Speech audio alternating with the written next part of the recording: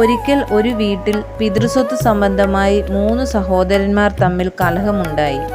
ഒരു ദിവസം അവരുടെ പിതാവ് അവരെ 3 പേരെയും കൂട്ടി ഒരു വിനോദയാത്രയ്ക്ക് പുറപ്പെട്ടു. വളരെ ദൂരം സഞ്ചരിച്ച് അവർ ഒരു വനപ്രദേശത്തെത്തി.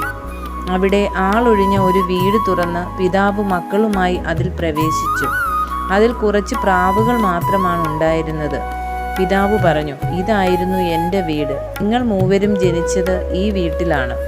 ഞാനും എൻ്റെ അനുജനും തമ്മിൽ വീടിനും സ്ഥലത്തിനും വേണ്ടി വഴക്കുണ്ടായി. അവസാനം ഞാൻ ജയിച്ചു. അനുജൻ ദൂരെ എവിടേക്കോ യാത്രയായി. അവനെക്കുറിച്ച് ഇന്നെനിക്ക് യാതൊരു അറിവുമില്ല.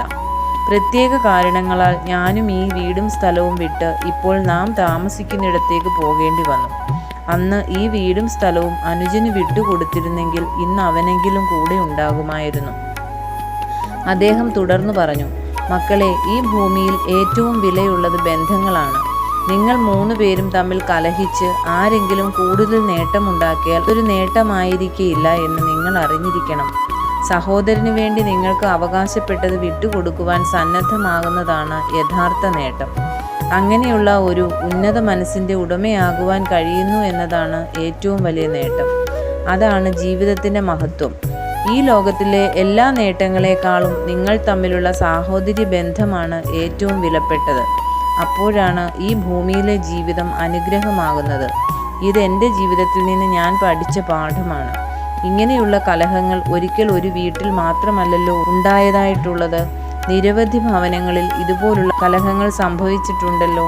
എല്ലാവരുടെയും ശ്രദ്ധ ഭൗതിക നേട്ടങ്ങളിലാണല്ലോ. അത് വലിയ നേട്ടമെന്ന് കരുതുകയും ചെയ്യുന്നു. എന്നാൽ യഥാർത്ഥത്തിൽ വിലയുള്ളതേത് വിലയില്ലാത്തതേത് എന്ന് തിരിച്ചറിയുവാൻ കഴിയേണ്ടതാണ്.